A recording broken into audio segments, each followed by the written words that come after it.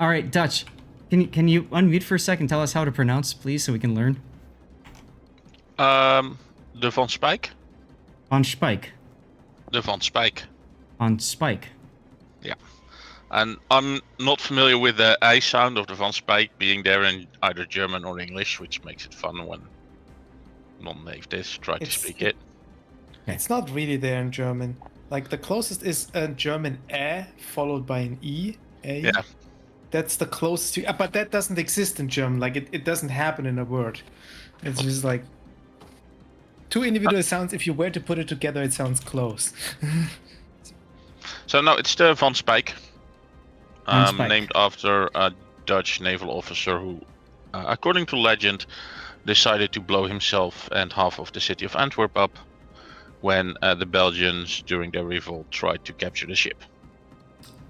Got it. Okay. So yeah, and Okay. there have been many Van Spijks since. So it's a traditional Dutch naval name.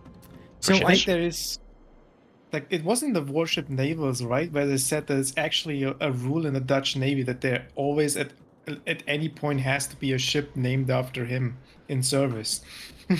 Oh wow. I'm not sure if that rule's there, but there have been a lot. It's one of the traditional names, just like De Ruiter, Tromp. Okay. So yeah, it's one of the traditional ones. I know that historically the Dutch have been perfectly okay with like flooding their own lands to repel invaders, that sort of deal. So I mean, it makes sense, right? Yep. Yeah. Well, for him, he was like in an basically an ammunition storage ship during the Belgian revolt, so in 1830. Okay. And he couldn't escape back to Dutch-controlled waters. So he decided to blow up the ship. So that's what made him famous, and that's Right. yeah. And I'm not sure if there's really a rule, but it's one constantly recurring name. So it's just it turns into a tradition within the Navy. Got it. Makes sense. Like all of Warships has mentioned it in one of their articles that rule exists. I mean, it was a naval history article, so I would assume they have researched the history properly there. Yeah. And it's true. Right. So And yeah, no, Goros, as far as I know, there have been many Van Spijks, usually not one of the bigger ships. Like it's a frigate or a mine sweeper, that kind of class, not really the big ones. That would be usually something like a De Ruiter or a Tromp or the Zeven Provincie. That would be considered one level up. So if you look at the list of naval heroes, he would not be near the top. Put it that way. Got it. Okay. Cool. And yeah, Goros, that's exactly what I was thinking about. Was the Dutch fighting Philip II of Spain as a way to, you know, and they just sabotaged themselves essentially, right, and flooded the lands and stuff. So okay. Yep. Did it also to keep Louis out in 1672. Louis XIV almost got him actually trapped because the ice melted. He froze. So he thought, I can walk my army over it. Oops. And roughly halfway in between during the flooding, or halfway through the flooding, it started to thaw again. Okay. So he nearly got trapped with his army, so had to get back. And we tried actually to do the same in the 1940s as still a working defense line against the Germans. Right. Okay. But then you had the parachute army, and they got one bridge in the south, and then threatened to bomb Rotterdam. Right. More or less did by accident, which made it obsolete.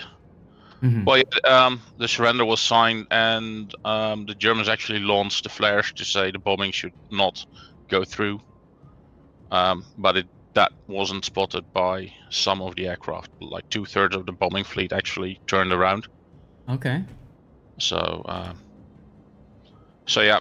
But there actually still remains of it, and the whole system is now UNESCO World's Heritage thingy. So you can actually see, and you even can see it in the infrastructure, like sometimes how roads and railway run. Got it. So, yep. All right. Well, hey, Dutch, thank you for sticking around. I know it's late. You got to go to bed. I appreciate you coming back in and just telling us how to pronounce Van Speijk, and then also now then sharing some of the history of the name and everything. That's awesome. Thank you. Yeah. Should be there on Sunday. So see you then. And Sounds have fun. great. Yeah, it's great info. Exactly, Joker. Yes, and you too. Have a great weekend. I'll see you Sunday. Thank you much for being one of my earliest supporters on the channel, and still hanging out and kicking it. I love it. Yeah. So yeah, see you on Sunday. Have fun, guys. All right. Bye. Bye. So let's talk about the Van Speijk here. This is similar to the Johan de Whale. I call it the Johan de Whale. I know it's Johan de Witt, but I call it Johan de Whale because it was the very first ship, very first line that Wargaming set it so that you can whale out containers to get to the tier 9. That's why I call it the Johan de Whale. So actually closer to the tier 8 because it is the same hull. So okay, so the Harlem. Yes. Got it. Okay. So let's take a look at the ship. Grunty, can you tell us a little bit about the characteristics? I don't want to screw something up. Okay. So go ahead. The main difference is like these Dutch high tier cruisers starting from tier 8 are considered battle cruisers, which means they have 60-second burn and flood duration. They also only have the battle cruiser accuracy, and that's the main difference here on the Speijk. The Speijk actually is a true cruiser. Cruiser accuracy, cruiser burn time. That's the difference. So you took the Harlem from tier 8 with the 2 or 3mm guns, moved it up to tier 9, reduced the reload on the guns, made it more accurate, make it burn less, give it a little bit more hit points, and then change up the airstrike, where the usual Dutch cruisers get 2 at a medium range, 12 to 13 kilometers depending on tier. Now you only get 1 charge that reloads longer too, but you get 15-kilometer range. Right. So this is meant to be more of a traditional ship with a little bit less emphasis on the airstrike. The range comes in handy, but you're not going to be able to just dumpster stuff like you might be able to do with the Johan, right? Right. The airstrike is definitely weaker, but you can use it further out, which is kind of good. It's a bit more flexible. The design is still the same, right? You're taking out a ship that's camping, like when we were playing earlier today, and that Audacious decided to just hang out up there. So yeah, makes sense. Okay. It complements the regular gun range quite nicely, which is also just above 15 kilometers. So, which is often a problem with the higher tier Dutch cruisers. Like, oh, you want to get closer to the airstrike, but then you can't get out again. That gets you in trouble. So long, and yeah, it gets you in trouble. Whereas here, you don't have that problem. Okay. Well, let's go ahead. It also and... has actually more damage than the Johan de Witt. A little bit better DPM. Okay. You talking about with the guns? Or you talking about the airstrike? With the guns. That's what I thought you were right. So in other words, it's more of a traditional ship, and oh, by the way, it's got the airstrike, as opposed to the Dutch line, which is more like you want to be able to use both in order to do your damage, right? Right. Okay. Let's look at your build. So you've got your main armaments, okay, into Hydro, okay. Now your Hydro will detect ships out to 5 kilometer, and it's up for just over 2 minutes because of this module. You've got aiming systems. There's your airstrike mod. All right, so on this ship, you want the airstrike mod because, like you said, it takes so long in between airstrikes, right? Yeah, I mean, honestly, because you only have one airstrike, you can make the argument that it's not that reliant on it, and you want the prop mod instead for someone who likes that. Okay. But I'm not a big fan of the prop mod in general on cruisers, so it was kind of easy for me to take. Although, admittedly, the rudder shift time is not good on the ship. Like, we're over your threshold. That was the next thing. That was the next thing that I was looking at, and seeing that, I might recommend rudder shift instead if you're not going to do the airstrike one, because that gets it down to 9 seconds. You just mentioned how this is a tier 8 hull at tier 9, so angling might be more important. The armor is quite good on this ship, to be honest. I just like the airstrike mod here. I think it's a Dutch gimmick go for it. Like, it's not only that you get the cooldown lower, it also makes the planes tankier, so you don't. Right. You might have one bomber more that actually drops its load. Right. It also helps your depth charge damage. So there you go. Yeah, great. I think on the main Dutch line, it makes sense to go for this. I think for the Van Speijk, you could make the argument either way. I would say if someone wants to try the Speijk, they should try the airstrike mod first, and if they find themselves that they want rather the propulsion or the rudder shift, then they should switch it up. But Okay. I would test this one first. Okay. And then you go concealment, and then you've got main batteries.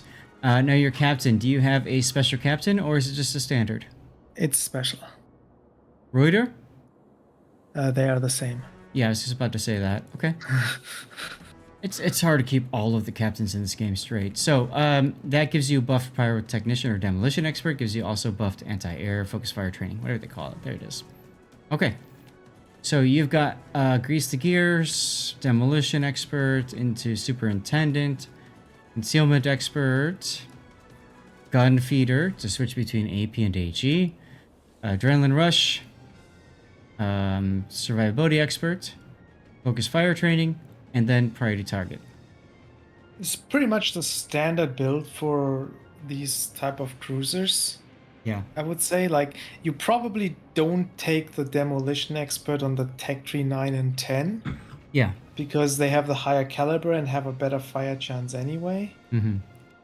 And you could take heavy AP instead. You can drop the survivability expert on top and take the full AA skill because the Dutch cruisers do have kind of the best AA on the cruisers in the game. Yeah, they're very well known for good anti-air. That's true. So what I'm gonna do with the 12.10 patch, I'm gonna drop the survivability expert and probably the grease the gears and pick up the AA skill. Okay. And that's because this is going to be buffed according to the dev blog, what they've announced, right?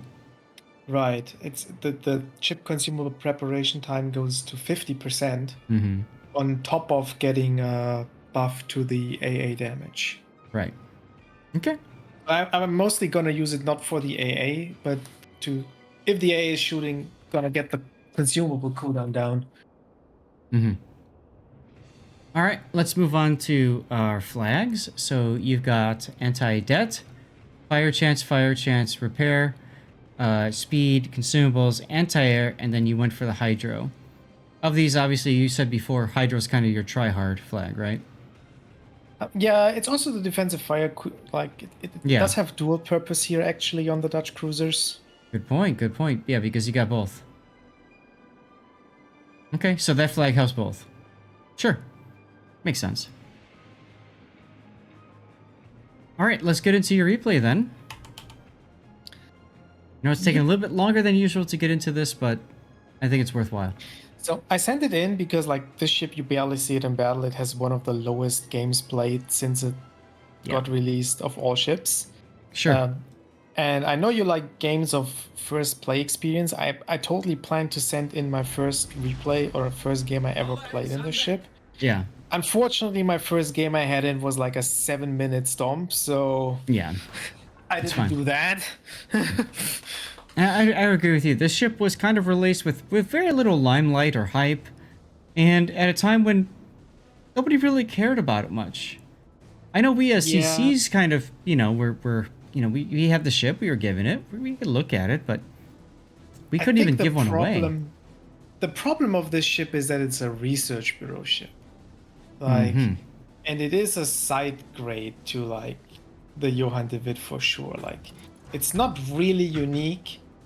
Like, I wouldn't call having only one airstrike at a longer range, like, unique.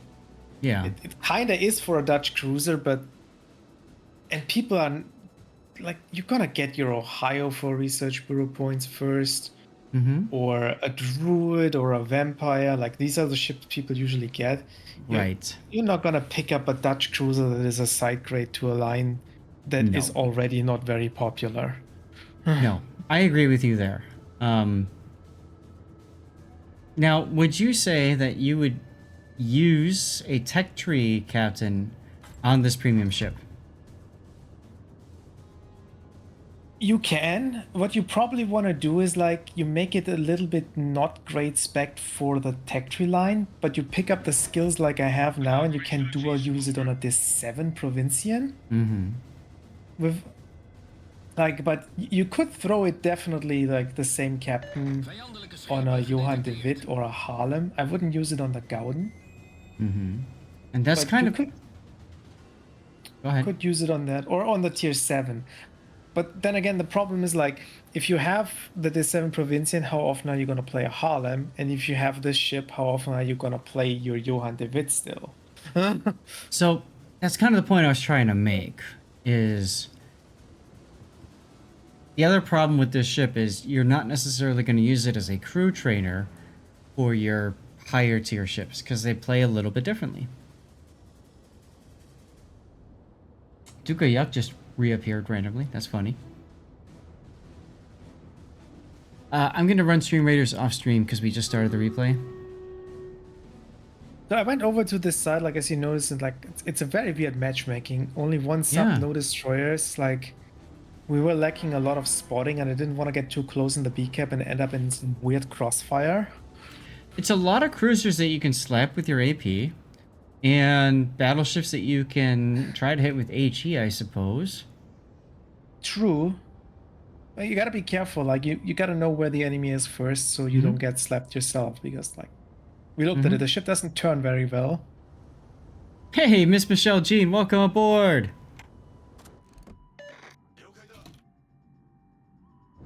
Miss Michelle Jean is somebody I've been talking with recently about doing some work with Stack Up, and there she is in a Grand Theft Auto 5 clip, actually. Nice. Yeah, this here is something you couldn't just do in a higher tier Dutch cruiser. Like slow battleship, 15 kilometers away. Sign me up.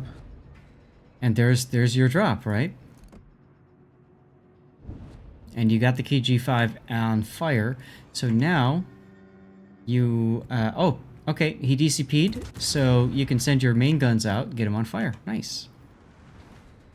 I did actually not realize that he DCP'd here.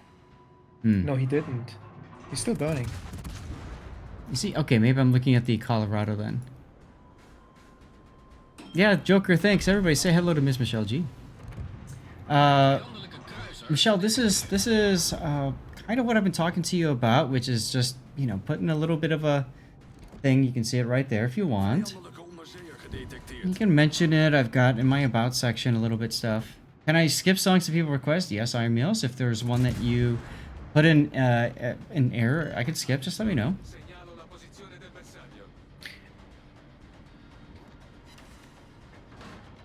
It's nice to have the cruiser accuracy here at this.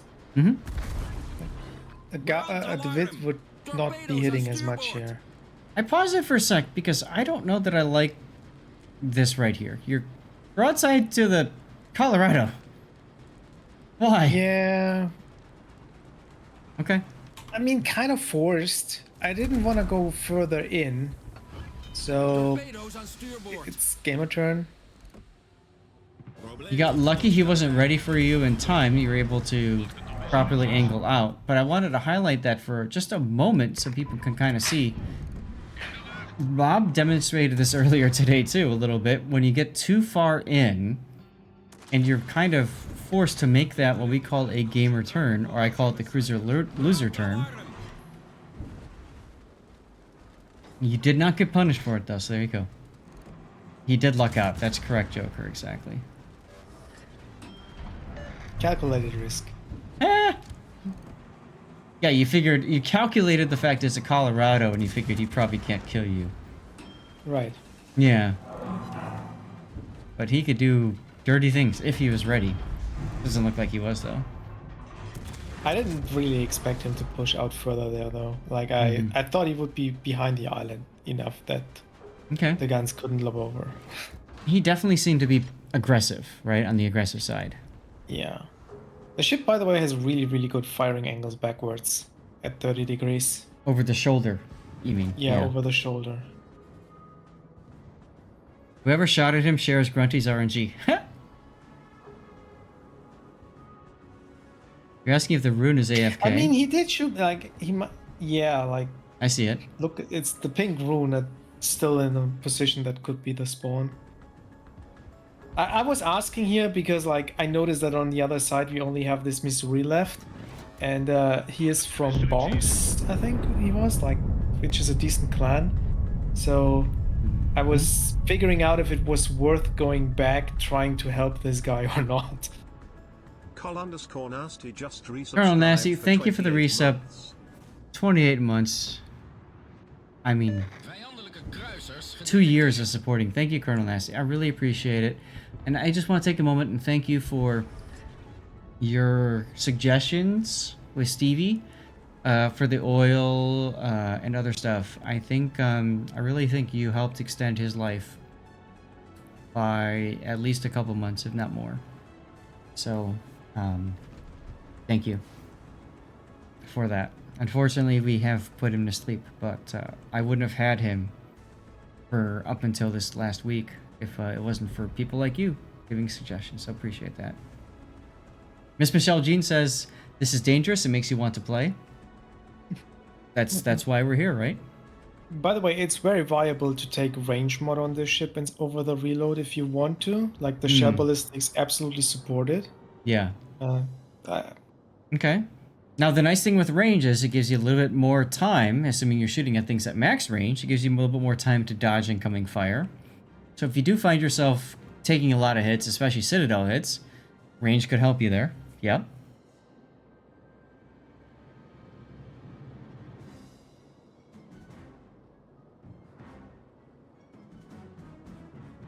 Looking at the situation, you are still down by a ship. You are very close-ish, I suppose, on points. Not too much, about 40 points between you two. yeah, it's quite close. I figured, like, I want you to help this Missouri now, and Yeah, I do so like that he you doesn't come get back to help focused by him. everybody. Now I should have went back a little bit sooner, probably, too. Whatever. He's detected. Now, here's the problem. You got this island here. I know you want to turn northward and get into a kite-away position. That island is going to kind of block you from doing that.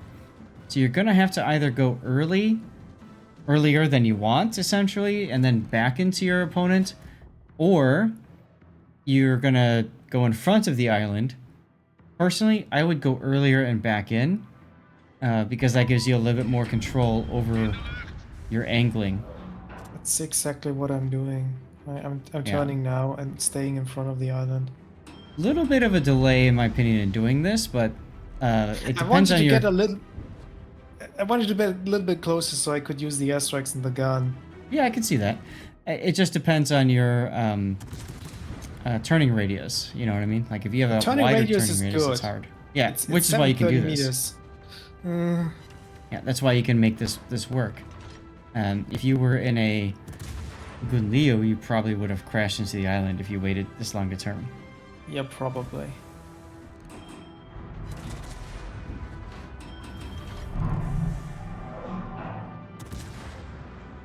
Looking at 12.8 news with signals, you got all of them green, but you cannot click on mission. Tried in-game website. Anyone had that? I don't know what you mean, Iamios. I think he's talking about the article, like the patch note article with the green lights for the different missions. Okay. It's actually not a mission. It's not a mission that you're getting. You're just getting a reward with some containers or so. So you might have actually gotten it.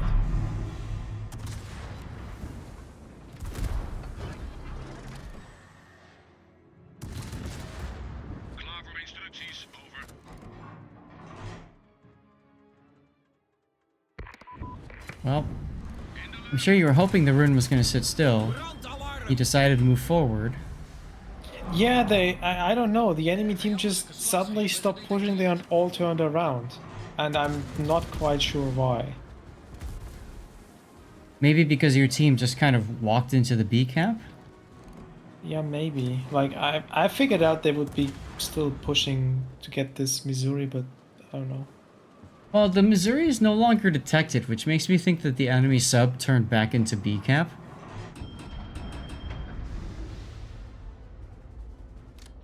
And frankly, what was chasing at this point the Missouri was maybe the Toulon besides the sub, so...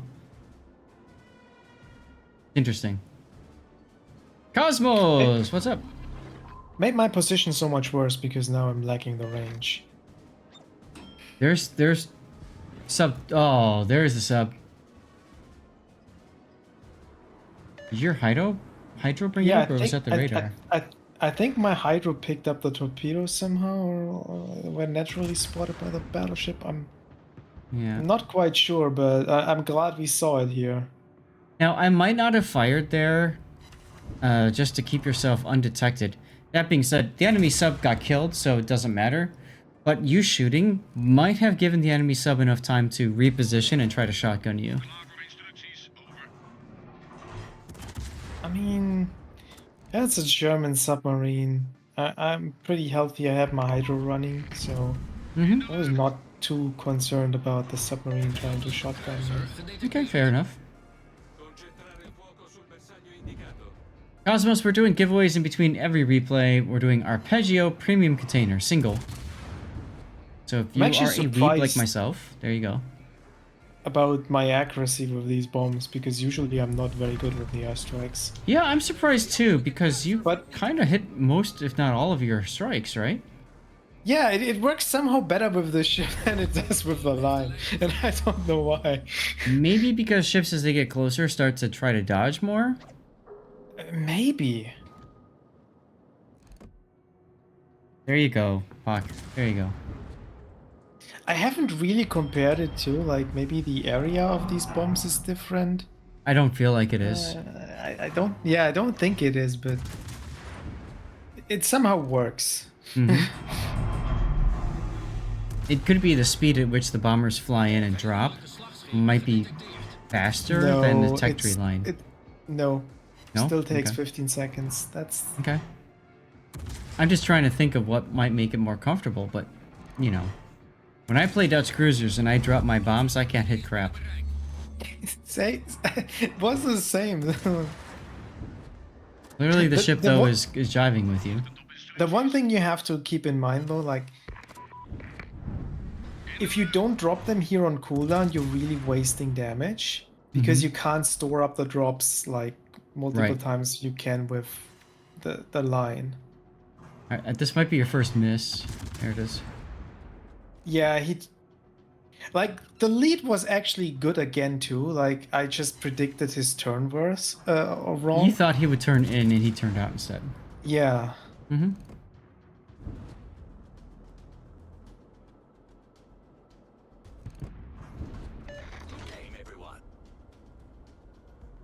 Like, I thought he would turn in, get a potting shot in, and get out, but he just... he didn't want to take that additional shot. I think you can actually fast forward here now. I don't think I get in range anymore to shoot anything. I mean, it's 3 ships to 7? Yeah, so that's it. Okay.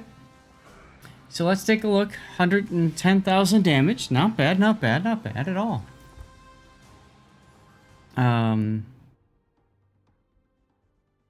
Middle of the scoreboard. Okay. Giuseppe Verdi had a great game. He did. He was on my side on the start, and he just pushed through with secondaries and everything. He murdered there. I have had good success with the AP in other games too, like absolutely smack the Brisbane into oblivion. Oh yeah, he can do that, sure. Cool. I think it's a good ship. I initially said it's not worth it for most players when you reviewed it. Yep. Just because of it's a side grade and its research bureau points. And I think the ship itself is fine. I think it's good. It might be better than the Johann de Witt just because it's more accurate and doesn't burn as much. But the main complaint about it, that it's for research bureau points. I think if it was for coal, it'd be a little bit more accessible. If that was a coal ship, it would be great. I would 100% recommend it picking up for coal. But you're right, for a research ship, there's other ships I would suggest buying first. Like, it's 46 something, I think. So, like, you need more than 2 resets on double for a tier 9 cruiser. It's a tough ask. And it doesn't even give you anything really special, right? Like, Ohio gives you fantastic pen and really good secondaries. You know. Yeah, like you get unique ships. Like Druid is unique with the AP Uni style. Correct. Mm-hmm. Vampire is unique with the crawling, Crawling smoke. smoke. Like kind of like Haida is the same, but it's at high tiers it's unique. Yeah, and you get the Colbert. Ohio is a great ship. Colbert is kind of unique. I wouldn't recommend Colbert for most people either because No.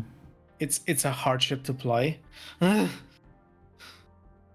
that Missouri, I was expecting him to dumpster the Shimanto, but he didn't. He turned and he hit the King George, and now he's about to die. But okay, the Giuseppe Verdi killed the Ibuki. Wow. So that Giuseppe Verdi's not even using his smoke really to, like, approach enemies. He's just dumpstering things from medium to long range, which is weird to see. Big Go, I think you'd agree with me on that, right? Like, that's kind of odd.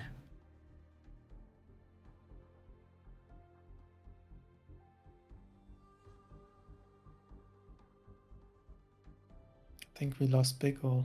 It's alright. But, I mean, is there anything else in your replay? I mean, I think we kind of covered just about everything other than coming up with a title for it.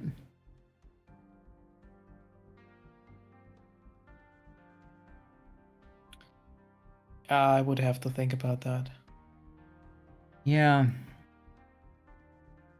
Like, I wouldn't even call it an underrated ship because I don't, quite frankly, think it's rated at all because it's just the vast majority of players don't know the ship exists, probably. So I'm going to say unique with a question mark.